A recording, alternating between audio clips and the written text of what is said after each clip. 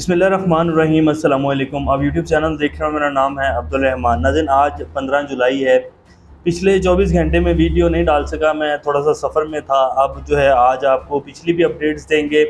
और आज जो पाकिस्तान की कुछ ताज़ा तरीन सूरत हाल है, इमरान खान साहब जो हैं वो JIT के सामने पेश हो गए हैं और उसकी कुछ अंदरूनी कहानी आपके सामने रखेंगे। इमरान खान साहब को किस तरह जो है वो मिलिट्री कोर्ट्स की तरफ धकेला जा रहा है, क्योंकि और तो किसी मुकदमे में इमरान खान साहब जो हैं उनको नाअहल नहीं किया जा सकता। अब ये सारा निज़ाम किस तरह अपनी सारी ताकत लगाकर इमरान खान को मिलिट्री कोर्ट्स की तरफ धकेल रहा है और उनको बस असल मकसद ये है कि उनको नाअहल करना है, इलेक्शन से बाहर करना है, क्योंकि वादे किए गए हैं और अब उन वादों को जो है पूरा करना है और मुल्क में इलेक्शन भी आ रहे हैं। तो इमरान खान साहब जो JIT में पेश हुए हैं वो आपके सामने रखेंगे। फिर इमरान खान साहब ने ख़ताब भी किया है, कौन से कुछ बातें की हैं। दोबारा से इमरान खान साहब ने डर्टी हैरी का जिक्र किया है।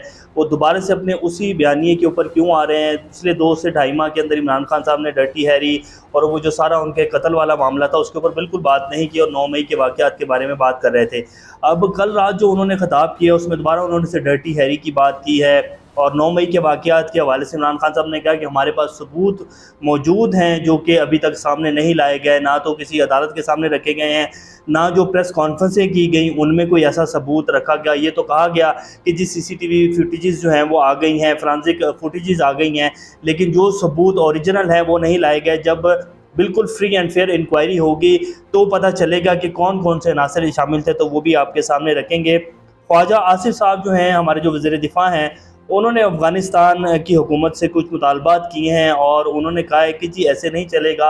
अफ़गानिस्तान की जो सरज़मीन है वो पाकिस्तान के ख़िलाफ़ इस्तेमाल हो रही है और आए दिन जो है वो हमले हो रहे हैं। पिछले 24 से 48 घंटों में हमने देखा कि ज़ोब के ऊपर हमला हुआ, हमारे तकरीबन 5 से 6 जो फ़ौजी जवान हैं वो शहीद हुए हैं और 3 दहशतगर्द जो हैं उनको जानों हासिल किया है। तो ये जो हमले ये तवातुर हो रहे हैं और इनका जो दरानी है वो बढ़ता ही जा रहा है। और अब इसके बारे में जो है हमारे जो वज़ीर दिफा हैं वो क्या कहते हैं वो भी आपके सामने रखेंगे।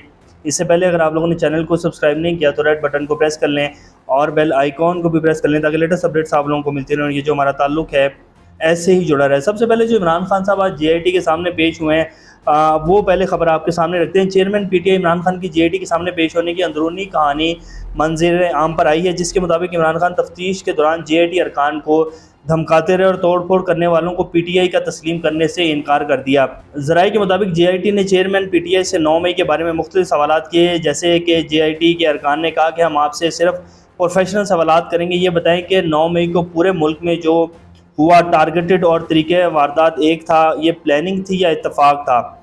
अब ये सवाल किया गया। इमरान खान ने जवाब दिया कि जो भी हुआ ये प्लानिंग थी। इस पर JIT ने कहा कि अगर प्लानिंग थी तो आपके लोग कंटोनमेंट की तरफ क्यों गए। इस पर इमरान खान ने कहा कि जब कमांडर मुझे गिरफ्तार करेगा तो वहीं जाना था। JIT ने पूछा कि सबूत हैं कि आपने इन्हें मुश्तिल किया और अहकामात दिए। इस पर इमरान खान ने कहा कि मैंने कुछ नहीं कहा, सब मर्जी से इन मकामात पर गए।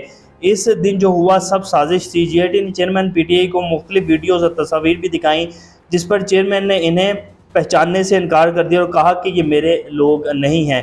तो ये अभी तक जी JIT की कहानी सामने आई है। और फिर इमरान खान साहब ने कहा कि जी JIT की जब इनसे बात हुई, क्योंकि कल ही जो है JIT के सामने पेश हुए इमरान खान साहब और उसके बाद रात को इमरान खान साहब ने ख़ताब किया, उसमें इमरान खान साहब ने दोबारा कहा कि जी मुझे गद्दार क्यों कहा जा रहा है कि मैंने डर्टी हैरी के ऊपर जो है कहा कि जी इन्होंने मेरे कत्ल का प्लान बनाया। डर्टी हैरी का नाम और मैं अब क्या आपके सामने रखूँ, आप सब लोग बेहतर जानते हैं क्योंकि वो एक अदारे में मुलाजिम हैं। तो इमरान खान साहब के बकौल उन्होंने उनका जो है कत्ल का प्लान बनाया। अब हमारे पास इसकी कोई जो है वो ना तो सबूत है, तो हम अब जो है ये नहीं कह सकते कि बाकी इमरान खान साहब जो बात कर रहे हैं वो बिल्कुल मनोअन वो सच्ची है और इमरान खान साहब जो कह रहे हैं वो ठीक है। लेकिन इमरान खान साहब के मुताबिक डर्टी हैरी जिनको वो कहते हैं उन्होंने उनके कत्ल का प्लान बनाया। तो दोबारा उन्होंने उसी बात के ऊपर जो है वो कहा। तो इमरान खान साहब ने कहा कि जी डर्टी हैरी का नाम लेने के ऊपर जो है मुझे गद्दार करार दिया जा रहा है। क्या डर्टी हैरी जो है वो कोई ऐसा बंदा है या कोई ऐसी शख्सियत है जो पाकिस्तान के आइन और कानून से बालातर है, या वो कोई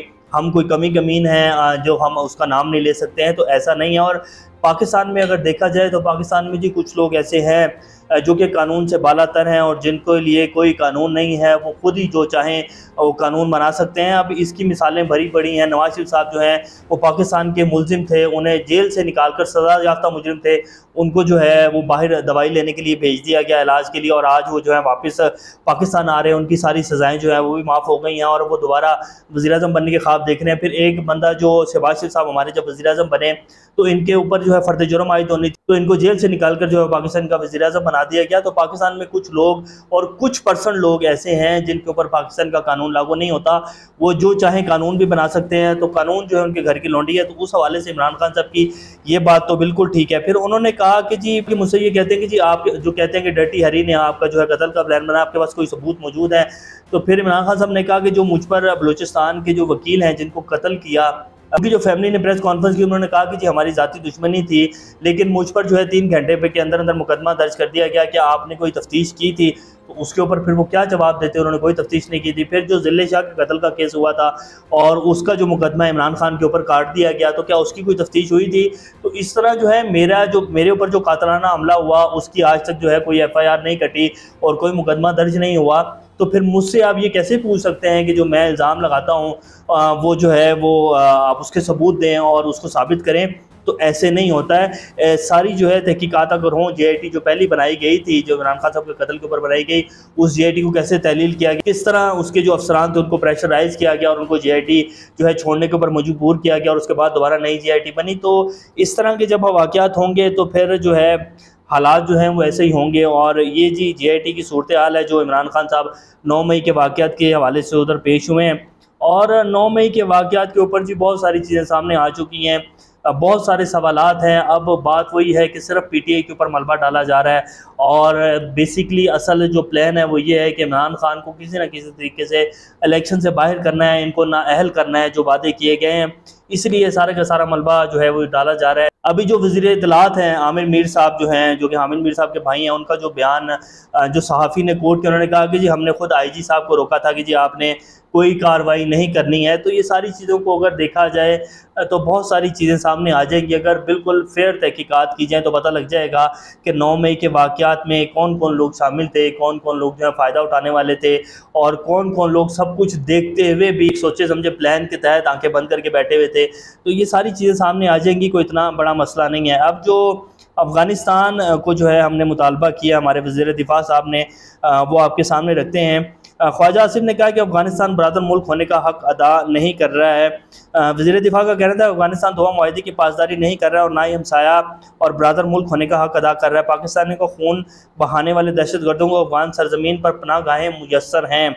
ख्वाजा आसिफ का मज़ीद कहना था कि ये सूरत हाल मज़ीद जारी नहीं रह सकती है। पाकिस्तान अपनी सरज़मीन और शहरियों के तहफ़्फ़ुज़ के लिए तमाम तर वसाइल बरोकार लाएगा। पाकिस्तान में 50 से 60 लाख अफ़गानियों को तमाम तर हकूक़ के साथ 40 से 50 साल से पनाह मुयस्सर है। वज़ीर दिफ़ा ने कहा कि जिन लोगों ने PTI की हुकूमत में असम्बली में आकर अरकान को ब्रीफिंग दी और अफ़गानिस्तान से TTP को पाकिस्तान लाकर बसाने के फ़वाइद बताए, फिर हज़ारों को ले आए, वो आज रोज़ाना शहीद होने वालों के वारसों को भी कुछ बताएं। अब ये बात उन्होंने इमरान खान साहब के दौर में की कि इमरान खान साहब और उस टाइम की तमाम तर जो मिलिट्री क़यादत थी वो इस बात के ऊपर एग्री थी कि जी TTP के साथ मुज़ाकरात किए जाए। मुज़ाकरात शुरू भी हुए। फिर जो तकी उस्मानी साहब हैं जो कि पाकिस्तान के बड़े उलमा में उनका नाम आता है, चंद बड़े उलमा जो हैं जो कि उनमें नाम आता है, उनको भी भेजा गया, एक डेलीगेशन को अफ़गानिस्तान भेजा गया और मुज़ाकरात चलते रहे। तो उस टाइम तमाम तर जो हमारी मिलिट्री क़यादत थी, हमारे जो सियासी क़यादत थी, वो सब एक पेज के ऊपर थे और ये चाह रहे थे कि जी TTP के साथ मुज़ाकरात हों।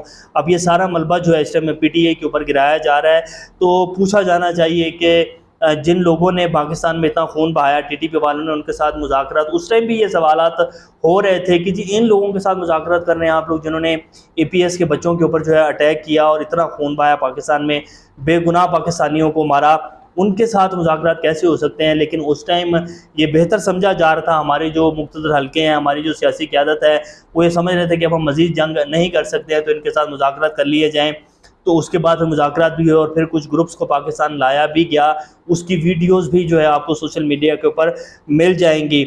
और अब जो है अब दोबारा ये कहा जा रहा है कि जी उस टाइम किया गया ये सब कुछ और तमाम तर मलबा जो है PTI के ऊपर डाला जा रहा है और जो हमारे मुक़्तदर हल्के हैं वो बिल्कुल साइड पर हो गए हैं, क्योंकि अब इनकी सेटिंग जो है उनके साथ बिल्कुल ठीक चल रही है PDM की, तो अब उनकी तो बात तो होनी नहीं है। तो अब सिर्फ PTI का नाम जो है वो ख्वाजा आसिफ साहब ले रहे हैं। अब इसमें एक बड़ी गौरतलब बात यह है कि TTP के साथ तो मुज़ाकरात हो सकते हैं और उनके साथ बात भी हो सकती है, जंगबंदी भी हो सकती है, लेकिन 9 मई के वाक़यात में जो लोग शामिल थे, जिन्होंने सिर्फ जलाओ घिराव किया, गुस्सा निकाला, मैं ये नहीं कहता कि उन लोगों को माफ़ी देनी चाहिए, लेकिन उन लोगों के ऊपर जो है वो आर्मी एक्ट के तहत मुकदमे चलाए जाएंगे और 9 मई को स्याह दिन भी कहा जाएगा। ये अजीब सी बातें लगती हैं। पाकिस्तानी हैं हम सब लोग, पाकिस्तान पर जितना हक हमारा है उतना ही बाकी सबका भी है। तो बहरहाल खैर ये इस टाइम पाकिस्तान के हालात है जी। अल्लाह पाकिस्तान का आमिर नासिर अभी तक के लिए इतने, अपना और का ख्याल रखिएगा। अल्लाह हाफ़िज़।